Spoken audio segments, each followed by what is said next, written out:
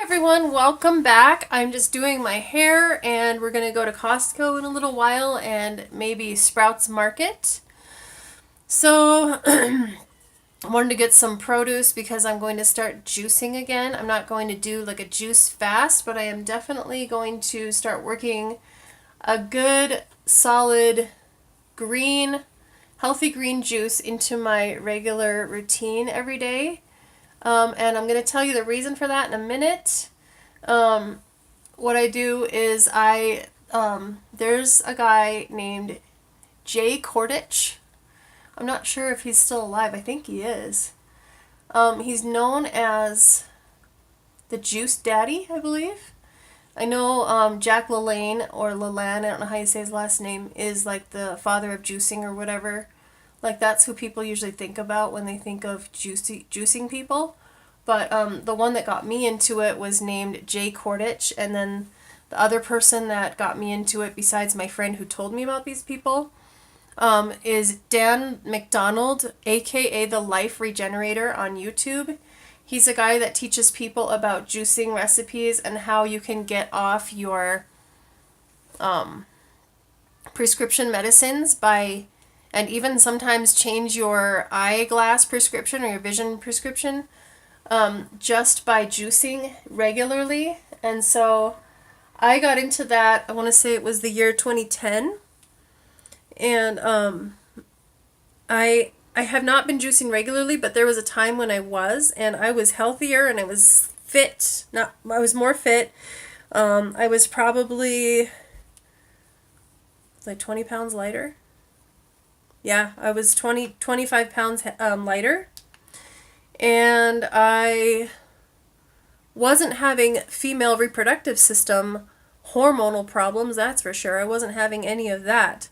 So that brings me to why I'm talking to you guys about this right now today, is because I had all these grand plans to do some really fun and interesting videos for you this week and for my own self, just to like kind of accomplish some goals and share some things that I wanted to share. And by the way, this YouTube channel is for me. It's not for others. Like right now, I mean, if it's helping someone or adding some joy to anybody's life, or it's interesting or entertaining in any way, I'm really happy about that, and that's great. But right now, I'm doing it for me, to help me get out of my own shell and to help me learn how to talk to adults again and to have sort of like an outlet, I guess. I want to have a creative outlet, and it's also an outlet for me to be able to speak and share and to be able to discuss products that I think are good products to use, either because they're healthy or they're useful or they're convenient or whatever it might be. So what was I saying about that, or why was I saying that? Anyway, so since it is my channel and it is my content, I'm going to just share with you without being shy right now that I have been sick this week. Not sick, but I have been suffering. I don't even want to say suffering. I have been dealing with very heavy bleeding this week, and which kept me down a lot. Like I had to rest because the more I stood up and walked around, the more I would bleed. And I have been under the supervision of a doctor, actually 3 different doctors for this. And my problems started in 2013, in the winter of 2013. I skipped a whole month, and then I had a month of bleeding for 35 days, actually. I was bleeding heavily for 35 days. It would come and it would go, actually. Like, it wouldn't go fully, but it would be, like, heavy for a day, and then it would drop off, and then it would be heavy for 3 days and drop off. And then I went another 2 weeks, maybe a month, without anything, or with just a little bit of spotting, and then I bled again heavily for 30 days. And I always monitored, like, if I was getting dizzy, I would monitor that, because then that would mean that I was losing too much blood. And I know that if you're losing too much blood, if you're losing too much blood, that you might need to go into the hospital and actually get a transfusion. So I was monitoring that. And then I went to see my doctor. And even though I was losing blood, they took blood. They tested me on a bunch of things. And then they did an ultrasound of my uterus and my ovaries, and they told me that I had an almond-sized cyst in my ovary, and they said it was benign for now, and that I just needed to watch it, and that it would either shrink and dissolve, and my body would just like absorb it naturally, or it would rupture. And so I'm not sure which of those two things happened, but I took a lot of vitamins and herbs over the next month. And when I went back in for my follow-up ultrasound a month later, they said that there was no trace of a cyst. And I never had pain like it had ruptured or anything. I had ovarian cyst pain, like I could tell they were there. There was one there. It was painful. Like I'd be in the store and then suddenly I'd be like, oh, like not crying out too loudly or anything, but just with my kids, I'd be like lean on the cart, and it was very uncomfortable and it hurt a lot.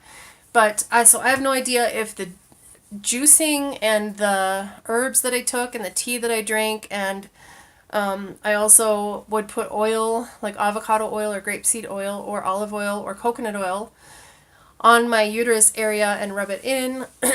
And I went to see, besides my regular doctor, I went to see 2 naturopath / chiropractic internist / holistic health practitioners. And they did some muscle testing on me. It's called kinesiology. And they found that there were some deficiencies and things. And the first one, she was a female, and she did like a massage therapy to try to align my vertebrae, because she said 7 of my vertebrae were out of alignment. And so she worked those, she put those back into place. Whatever she did, she worked her expertise. And then she prescribed me several herbs that would go into my reproductive system and help me in my uterus and my ovaries. And then I went to my uncle, who also does muscle testing, and he took what she had done and kind of fine-tuned it even more to tell me how many of each thing to take every day and how often, and how many cups of red raspberry tea I could drink per day, and how much, that kind of thing. So I had a really good regimen going with them, and I got my thyroid panel done, and I got on my thyroid medicine again, and I got my iron levels done, and they were terrible, and I got on my iron medicine, supplements, and B12. And so what I want to tell you is that I started taking everything faithfully according to all those professionals, according to their instructions. I started to take everything. And within 2 or 3 months, I was able to have a regular, normal cycle. And I was able to enjoy being able to go out, because before I basically lived on the couch, where I could feed my kids and stuff, but I couldn't like stand up for a long time and cook or bake anything. So I just had to have easy grab foods. When I went into the store, I was leaning heavily on the cart, and then I'd be like pointing things, be like to my kids, can you please get 1 of those and 2 of those, and you please like get this and get this. And like I said, this happened in 2013, at the very end of 2013. Hey, pumpkin, No. He's chewing on my... pumpkin! He was chewing on this, and I don't want little kitty teeth marks on this. It's kind of funny that he will go to this and chew on it when this is the thing that he gets. It's just water. He gets squirted when he climbs on stuff or knocks things down that he shouldn't climb on. Like there's a big shelf over here, and he will climb to the top of it and knock things off. And that's why I have things up there, is to try to keep it away from the cats, because I have my earring tree up there and I have my jewelry box up there, and he will knock them down. It's like there's no place I can put it that he won't go. So I followed my doctor's instructions, and I got to enjoy a more balanced and more healthy feminine reproductive hormone cycle and system, and my whole health was just better. But the problem that happened, or the problem I had, or what happened, is because I started feeling so much better, I stopped taking all my supplements and my herbs. I stopped using the cream. I stopped using the oil. I stopped drinking the tea within like 3 months. And you should really, as long as your doctor isn't telling you to get off a medicine, you really should keep on any type of regimen for at least 6 months. At least 6 months. And I was just feeling so good that I just got off everything. and I stopped taking it all. And it wasn't like I was sitting here going, okay, well, I'm fixed, so I'll stop taking it. It was just I felt so much better, so then I got up off the couch and I was doing things and I was getting things done. And I was able to like be gone from the house more, and so I was able to catch up on a lot of things that I hadn't done. And with my renewed energy and my renewed health, I didn't continue to work my vitamins and supplements and herbs regimen into my schedule every single day. So that is the first piece of advice I will share with anyone, is that when you're on a certain program, do not get off the program just because you start feeling better. Don't do it. I'm not a medical professional. I have a little bit of training, but it's not like school training. It's my own personal research, and then also sort of being a little bit of an apprentice underneath some family member, a couple family members, like helping out, learning things, and being able to share information with others without being a medical professional. So I've had some family members that are licensed professionals, and they just taught me things that they know. And then I also researched big time. Like I was watching YouTube videos, I was reading books, I was watching DVDs, I was researching, I was like talking to other people who also believe in this type of thing. And so, long story short, unfortunately, with all of that I was doing to try to be healthy, I stopped taking my pills. And I stopped taking everything. And so the bleeding problems came back, and they came back. And then I started up again, took stuff again, they went away. And I started exercising, and I got more fit, and I enjoyed a healthier life. And then I just felt better, so I stopped taking everything. So I want to say to anyone who has bleeding problems, like heavy bleeding, excessive bleeding, don't suffer in silence about it, and don't just sit there and take it. Like, don't let it just happen without doing something, because it could be a sign of a more serious problem, like a tumor or like a blood disorder or something like that. So you really need to get balanced and get regular and go in and get medical help. The Western medicine will usually tell you to drink water, de-stress, exercise, get sleep, get fresh air, eat a sensible diet, and then take pills, like chemical synthetic pills, to get your body feeling better. And sometimes it will heal, but more likely I'm the kind of person who's going to go and look for herbs and vitamins and supplements and creams and natural plant-based things that are going to help me actually heal quicker, hopefully, instead of just putting a band-aid on it like a synthetic medical prescription drug can do sometimes. And I'm not knocking any Western medicine, I'm not knocking doctors at all, but what I'd like to do is I like to find out, what is my body missing? What does my body need? What does my body want? What is my body crying out for? And then go find the vitamin or herbal derivative that would help my blood carry the nutrients to all different organs of my body and strengthen me. But my problem also is that I get going as soon as I start feeling better, and I forget to take everything. I'm going to sneeze. Maybe not. Sorry. I sneeze every day, like not all the time, but. So that is the story, and Morning Glory. Just kidding. What's the story? Morning Glory. What's the word? Hummingbird. Tell me quick about Hugo and Kim. Did you hear that get pinned? Did you kiss him and cry? Did he pin the pin on, or was he too shy? Okay, so that was from Bye Bye Birdie, the musical. And so I wanted to talk about that because I wanted, just in case there are any women or any younger girls out there who are suffering with bleeding, excessive bleeding, you shouldn't be doing that. That's not something your body should be doing. And even if you say, well, ever since I got my very first period, I've always been a heavy bleeder, that's not good. It's a sign that something is off balance, something is deficient, and something is not the way it should be. So for any young girls especially, if you don't have a mom or an aunt or a sister or a teacher that you trust and can talk to, I just encourage you to try to find somebody you can talk to about these things so that you don't suffer needlessly and you don't suffer by yourself, so that you're not going through a hard time and a scary time. Because bleeding a lot, staining your clothes, and like starting to get dizzy because you're losing too much blood, that is a very serious thing. And it the getting dizzy did not happen to me, but everything else did. And I was like, I don't want to go and get a transfusion. I don't want to have to go and get someone else's blood put in me because I'm losing too much of my own blood. And I had to get ultrasounds and all that, and it was just scary. It was a scary time. And I'm somewhat of a hypochondriac. And I still think, like, when I start to bleed a lot, I'm like, oh my goodness, that must mean I have tumors all inside me. And I start to jump to conclusions, which is not a healthy thing to do. Because I've heard that you can also create illness in your body just by dwelling on it and worrying about it and thinking about it too much. You can actually create those diseases that you are worried you might get. So try to change your thinking, look in the mirror, and tell yourself, I am a healthy person. I am alive. I am living. I am vibrant. I am youthful. I am solid. I am strong. I am not weak. I am not, like, so just say those I am statements. Say, I have health. I have a healthy body.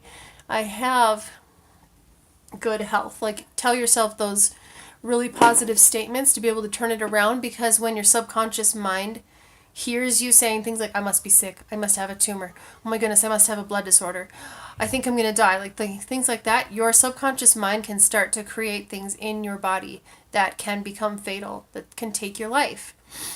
And it's been proven that people who are functioning on a level of positivity and love and prayers and faith and things like that, often, not always, because God has his own purposes and he has his plan, and sometimes his plan is for people not to get well.